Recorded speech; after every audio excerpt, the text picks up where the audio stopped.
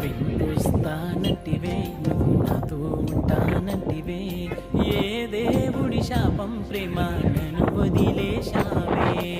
మూడేళ్ళ ప్రేమ ముచ్చటాయేనా, నీ ప్రేమను పొందే అదృష్టమే లేదా.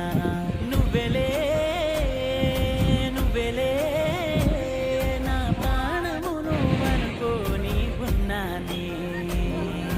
ప్రాణమే నా ప్రాణమే నువ్వు వస్తావని ఆశతో బ్రతికున్నానే.